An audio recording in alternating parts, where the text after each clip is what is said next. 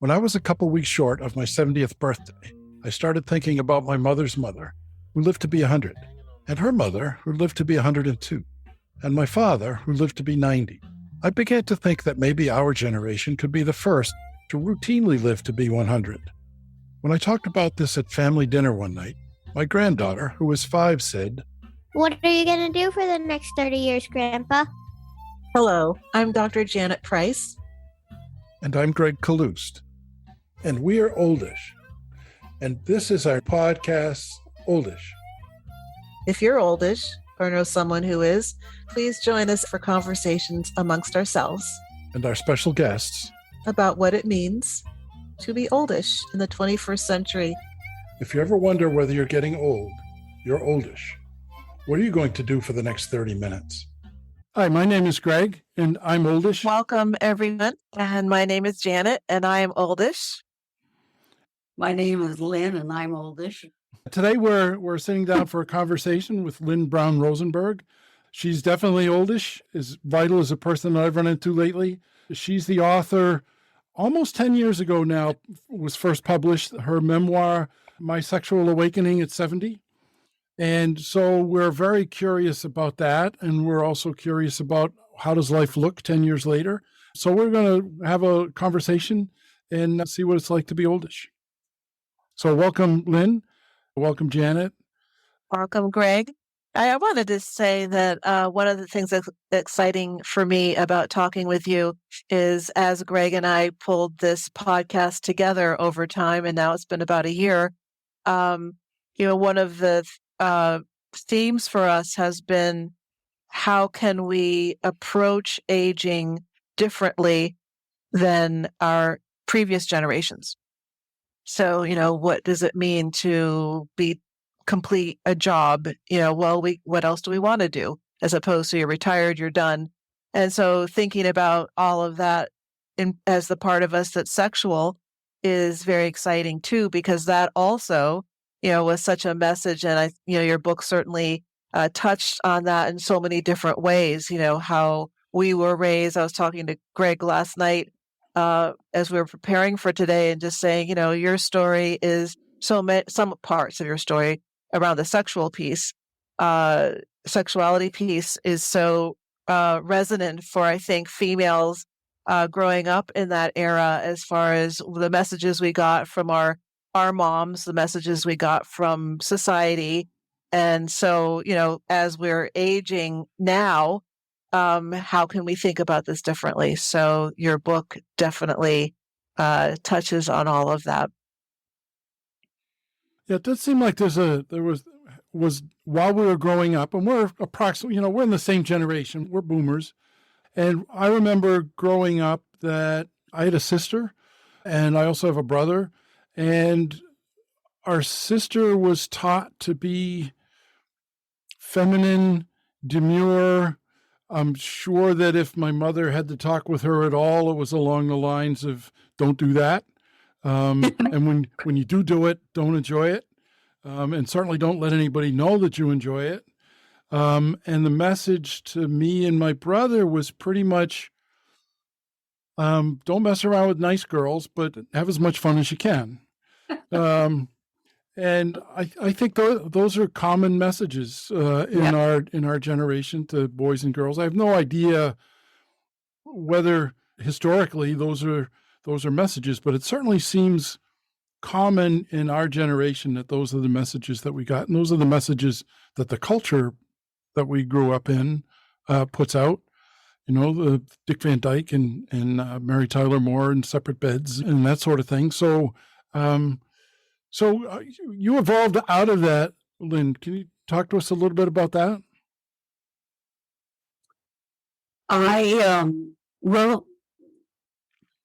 My sexuality obviously didn't start until about, 13, 14.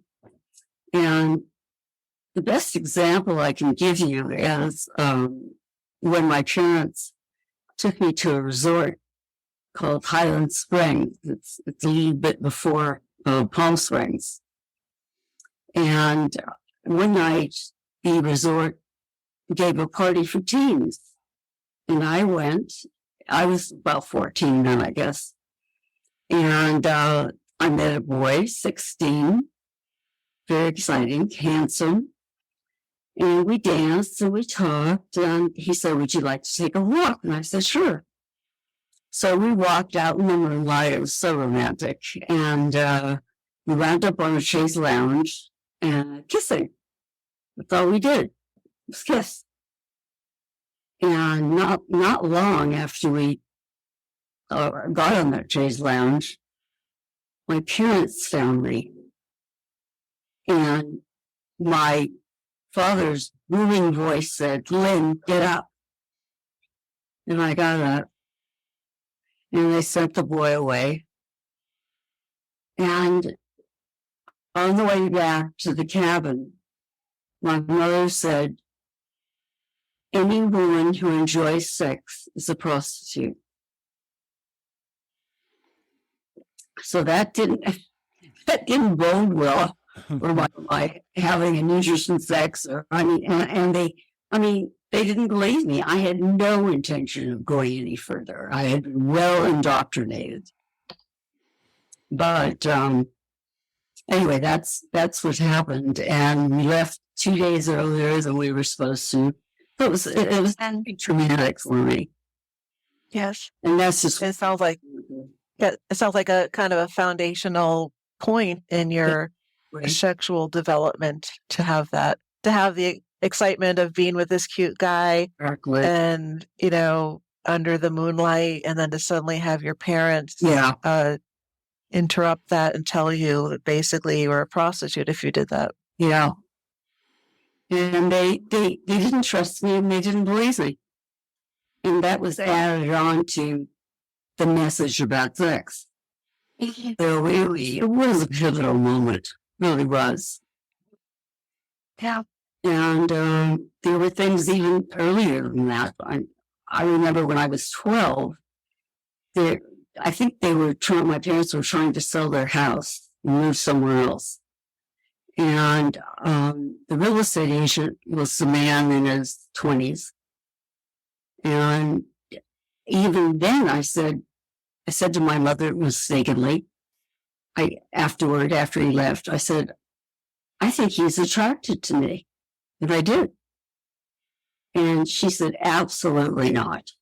That's not possible. So, I didn't have a chance. Now. And yet you found a way at that point in your life that, you wrote about of breaking free of that. Yes. And that,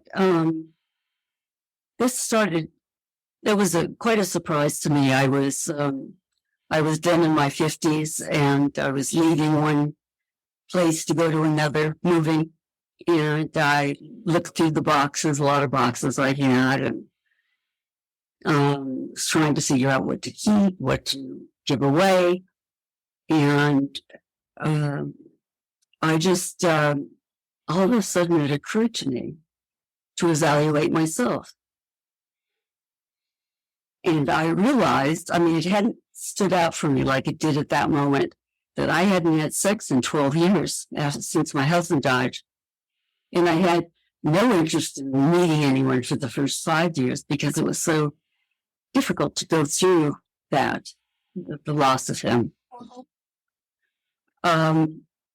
So that dawned on me and I didn't like it. And I didn't want to continue that way. So one day I was in my urologist's office just getting a checkup. And I never said this to anyone before, but on her way out, I said, I haven't had an orgasm for 12 years. And she said, go get a vibrator and some porn. And I did what the doctor ordered. I went to the sex store, which I had never been into my whole life, and sat in the car for about 10 minutes, trying to calm myself down. I was worried about running into somebody I knew. It never occurred to me that maybe they'd be worried about seeing me. That wasn't a thought.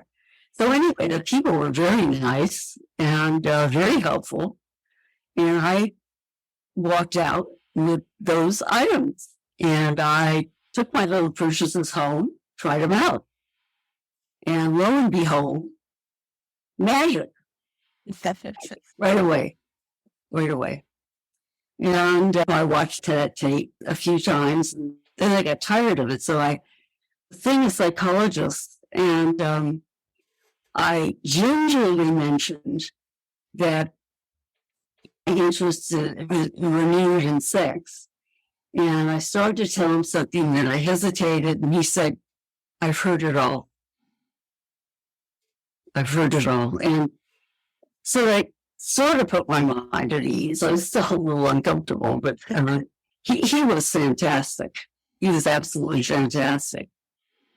He told me when I got tired of that video, I said, I just can't keep going back to the sex store. And he said, there's free porn on the net. What? I never had any idea. So that night I searched around and found a porn site.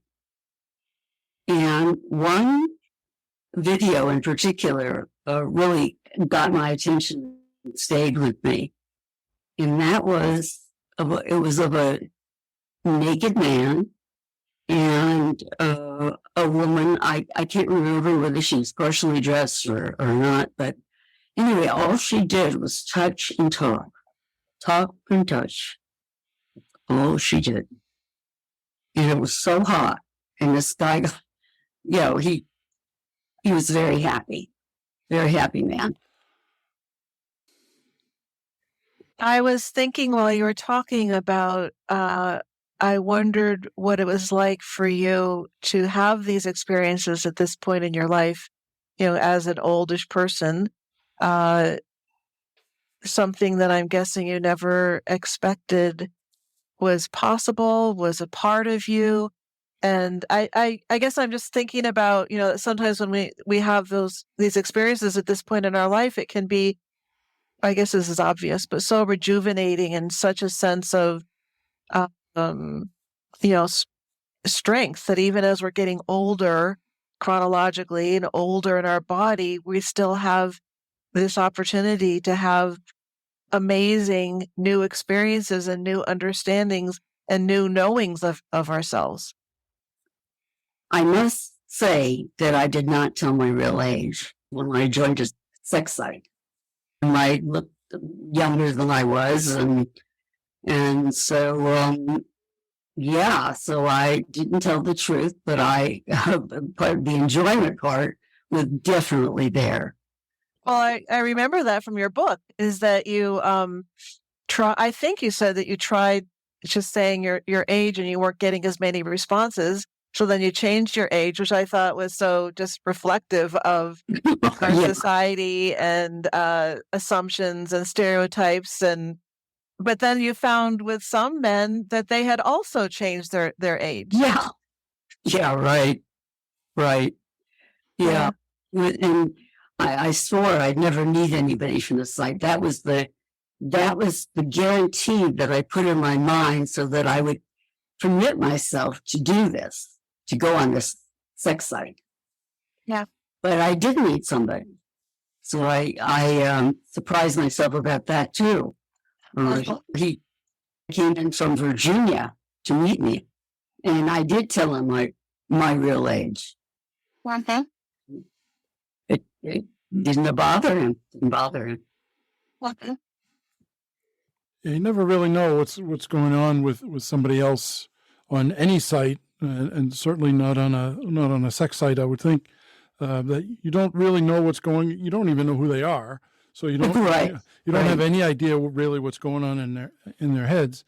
Mm-hmm. So a lot has changed for you since this awakening. So I guess I have a couple of questions. One is, how do you feel now about all of that, and also. I mentioned to you in an email the other day that, something else changed around the time that you wrote this book, which is you wrote a book. And you kind of was, when I was talking with Janet last night, I said in a very real way, you came out. And so I wonder what long-term effects the coming out at that point might have had on your life. Certainly your life had to change from what it had been. Well, it did change, and it was exhilarating. It was absolutely exhilarating. In And what ways? What do you mean when you say that? Yeah, what do you mean when you say it was exhilarating? Well, because I was expressing myself and having the opportunity to express myself in a whole different way than I ever had before.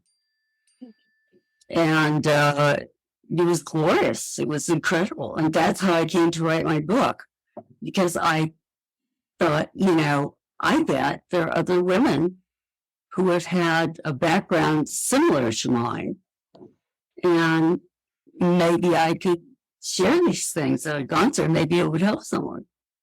So that's why I did it. But I must say a couple other things. I was on some psychological medication, and I did go to the psychiatrist that I saw occasionally, and I asked him if the medication might have any influence, and he said it could. So that was another part, that he changed my medication. What was it like after you wrote the book, as far as I'm sorry. I didn't know family and that's question. right. Well, it was just tremendously exciting. I was giving talks at different places, such as Mensa, who I would never, it's an organization for geniuses. I would never in a million years think they would be interested. But they were. Well, tell us about that a little bit. That sounds not unlikely, because we forget that people that think that they're smart are also human beings and have all the rest of the stuff that every other human being has. But what was it like to be in the room full of self-professed geniuses and talking to them about? Was it all men? No, not at all. Oh, good. Yeah, there were a few men in there, and in fact, afterward, the presentation was pretty much like my regular presentations, but there was quite a positive response. I got quite a lot of applause afterward, and I remember one man bought the book for his wife, which also surprised me. But I never dreamed. I don't even know why I applied to Mensa, because I couldn't imagine they would be interested. So it was another exhilarating experience for me. One question I have, which is kind of a subset of the question, is, have you heard over time from a lot of women either saying, just responding to your book, or what their experience was like reading your book? I haven't heard from a lot. I have heard that it was surprising, and I've heard that it was beneficial in a couple of instances, but I haven't had a lot of correspondence or emails or anything from people. Mm-hmm. Yeah. Well, but maybe we can change that. Personally, Maybe we can change that. There will be people that didn't know they were going to listen to us talk about this today when they check into the podcast, thinking they'll probably hear about pickleball or something. Yeah, right. So maybe that'll change. I went for a walk today with a friend of mine, and I mentioned to her that we're doing this podcast today and what the topic was, and her response, which actually surprised me a little, "Oh, that sounds very interesting. I want to hear about the podcast, and I also am looking forward to listening to the podcast." So I think that's a sign that there are a lot of people, I think not just women, I think that a fair number of men are also interested in that, in the same topic. I think that there are a great number of women who can and will relate to your story. It's not uncommon to hear people talk about how things seem when they become oldish. about freedom from sex and freedom for sex. So it seems like that's almost evenly balanced, except for the ones that think they want freedom from sex, but what they want is freedom from the sex they were having. A lot of women have given up. They simply don't have any interest in it anymore. So I have nothing to offer for that woman.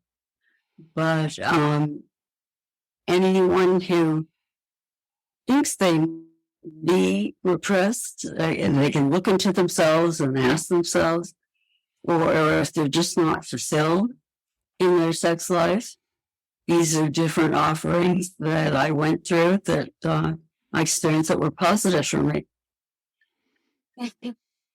And afterward, I mean, I feel fine about having written it. Fine about the whole thing. I'm not on a sex site now, and I don't know if I ever will be again. But it served a purpose at the time for me. And there were other things I did. Writing erotic stories that came a little later, and I enjoyed that too. And it was fun, and it was kind of sexy. You wrote a lot in your book about your journey just as a person, you know, in your family and some of the really extremely, you know, painful and tragic experiences. How did that thread impact you in your sexual awakening? As far as, I mean, have you been able to kind of, you know, make peace with that and just be, you know, is there anything about your parents that are kind of hovering as you have grown into emotional more than sexual? Mm-hmm. And they were a very powerful influence on my life. Yeah.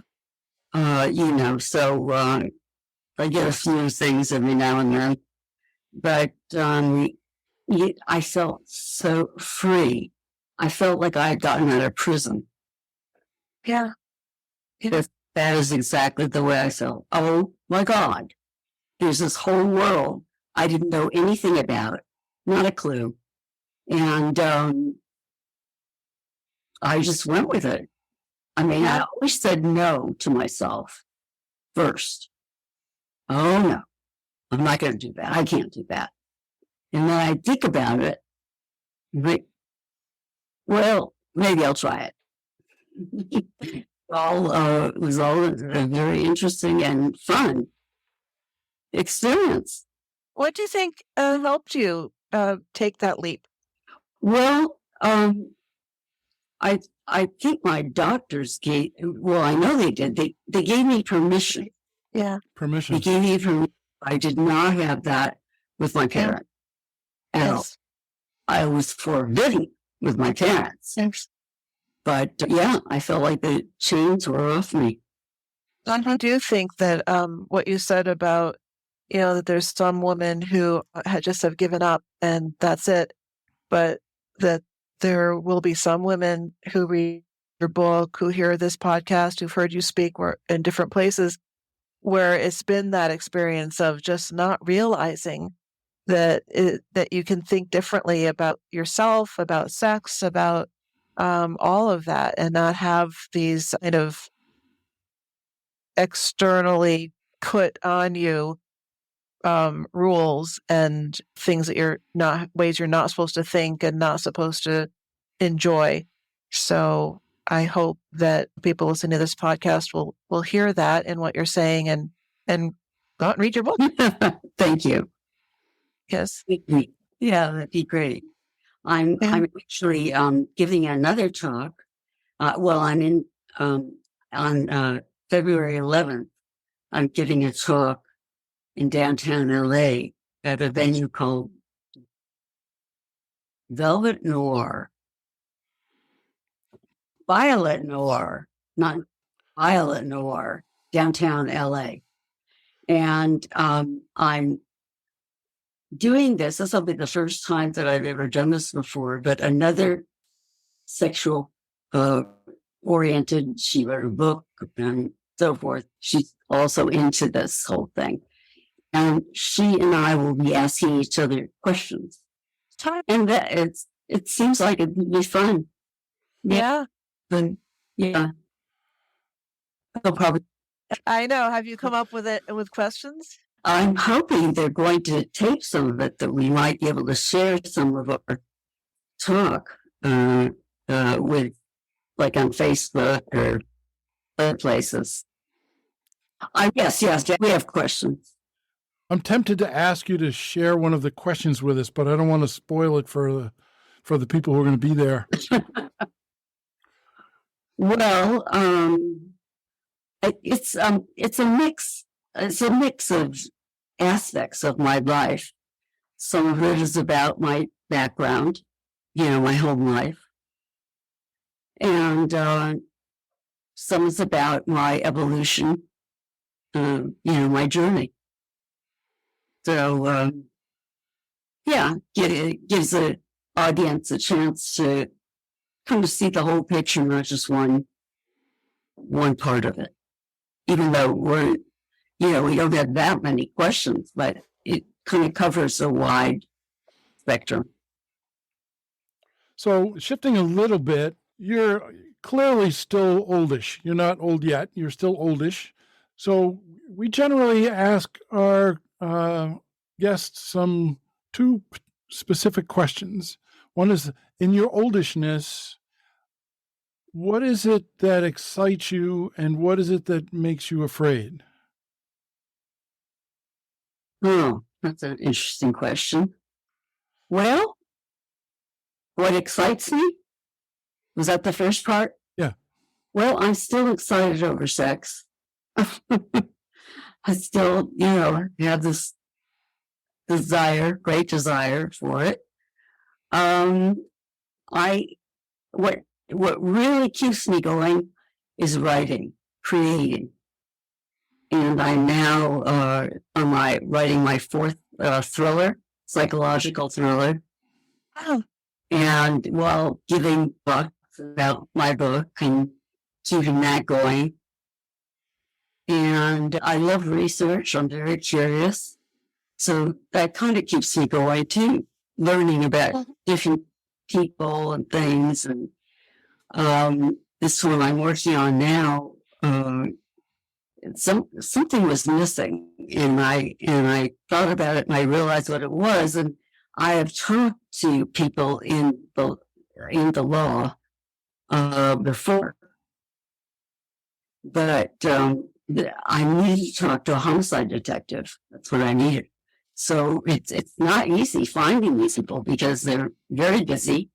They really don't have or want to spend the time answering questions. But I found one who did, who answered a few questions. He doesn't know it, but I'm going to ask him a few more. But that was enormously helpful to me. So writing and researching is a challenge for me, and very creative, and that keeps me young, I think. Keeping your mind and your desires active seems like a good way to keep going when we're at an age when I know that when I was a kid looking at somebody my age, I said, well, they're done. They don't have any, they certainly, Right. they certainly won't be, I suppose I was thinking about people when they got to be 80 years old. I would bet more than once it crossed my mind when I was a kid. I hope they're not still doing it, because that's, but now that I'm coming up there myself, it's like, I hope we are still doing it. Right. Well, for me, it's better than ever before, because that's I'm wonderful. not. Thank you. Because I'm not held back by all those restrictions and all. So for me, it's better. Wow, Yeah. that's a great thing to hear from anybody at our age. For me, it's better no matter what the topic is, and I especially think so for the for the sexuality part. But no matter what the topic is, to hear someone our age say it's better is a good thing. I like that. I think that's what started me thinking about oldishness, actually, was that somebody said that to me. And I said, wait a minute, you're old. What do you mean it's better? It can't be better. You know, you're not going to your job every day. How can that be better? And I said, wait a minute, of course that's better. So that started me thinking about oldishness and about how our generation of people, a great number of us, are still at it. And it is better in a lot of ways. Yep. Yeah. Interesting. The title of our talk for this event is called Sexual Awakenings at Any Age. She's 40 and she was 30 when she had her own awakening. Of course, I'm discussing it at an older age. So, and it's interesting. When I wrote this book, I was thinking of older women. Younger women hadn't occurred to me at all. And one day my hairdresser was coming over to fix my hair. And she said, I want to buy your book. She was 40 at the time. And I said, oh no, this isn't for you.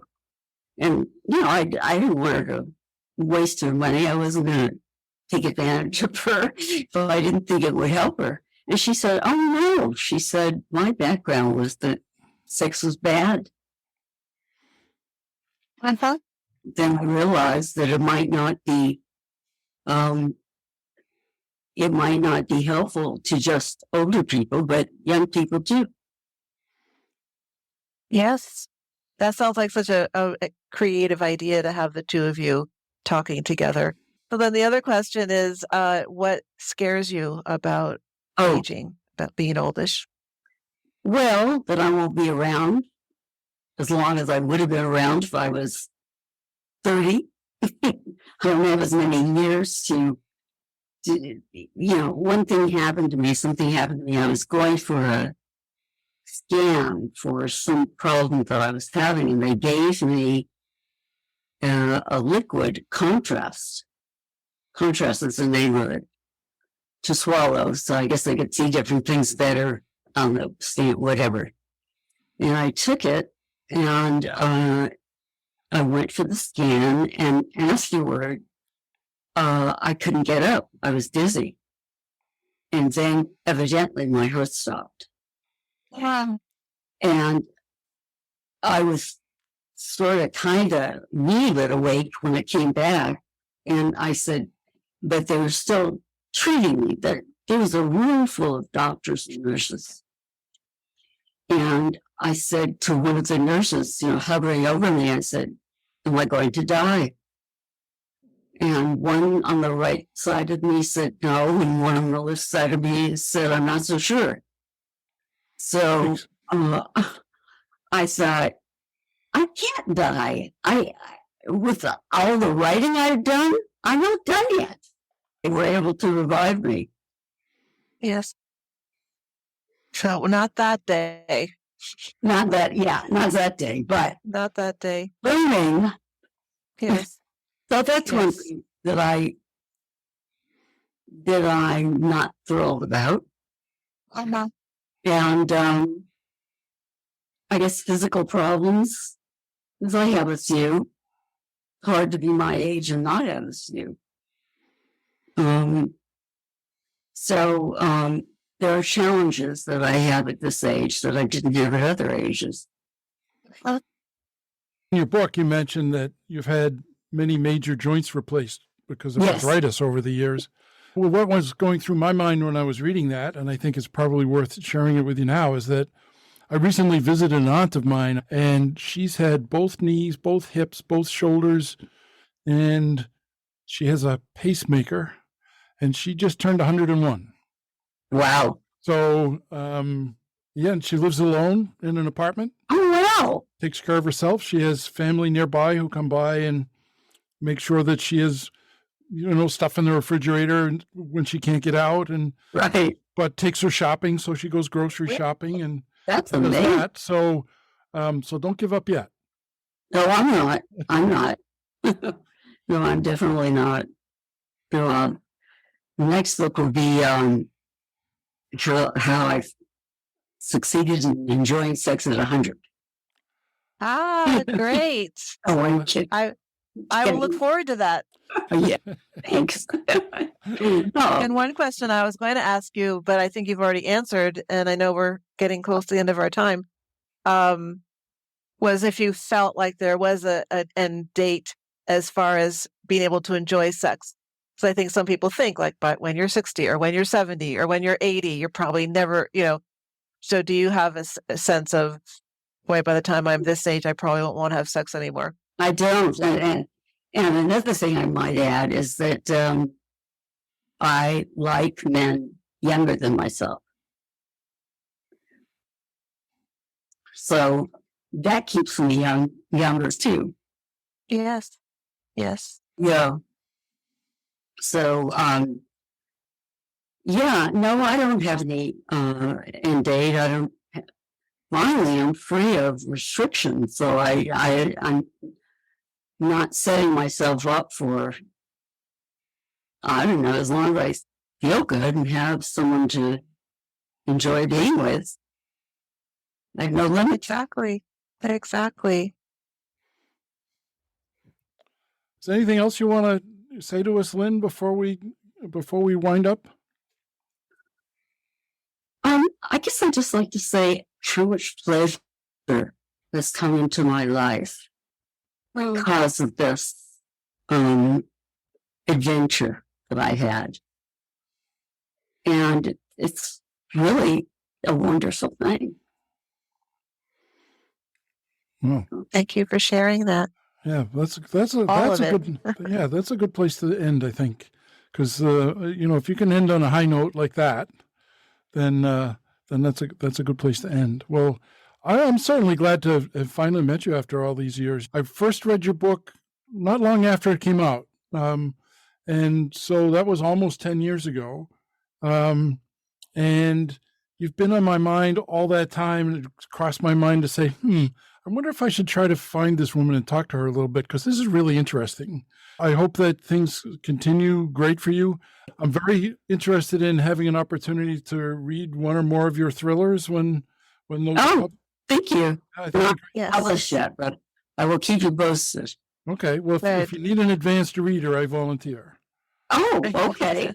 All right. I will definitely keep that in mind. Okay, good. Yeah, I read a lot of thrillers, and I'd be interested to see your take on it, because I think that your way of looking at the world is different from a lot of people's, because they don't allow themselves to look at the world the way that you do. And I always have a little bit of sex in each one. Well, that's good. So I can flip through for the good parts. Yeah, right. Well, thank you very much, both of you. I enjoyed it. Well, good. Thank you, Lynn. It was good to meet you. Nice to meet you. Nice to meet you. Bye. Okay. Bye-bye. Bye. That's it for now. Thanks for listening. Thanks to Lynn Brown Rosenberg for visiting with us. You can find Lynn Brown Rosenberg's memoir, My Sexual Awakening at 70, on Amazon. It's very interesting. We'll post a link in the show notes that will take you right to it. If you buy it after you click on the link, we'll get a small affiliate commission, which you can think of as an easy way to support our podcast. Lynn Brown Rosenberg will be participating in a public conversation called Sexual Awakening at Any Age at the Violet Noir event space in Los Angeles, February 11th. We'll be posting a link to more information on that in the show notes. If you like what you heard, please tell a friend. If you haven't listened to our other conversations, now would be a good time. You could find them at www.oldish.me or wherever you listen to podcasts. Please rate and review them. You can also leave comments on this and other episodes at www.oldish.me. If you have suggestions for someone we should talk with, please post them in the comments on any episode. It will always be true that the most fun I ever had playing pickleball was just us hitting the ball back and forth and laughing on the little court next to the library with the river flowing by and the eagles wheeling overhead.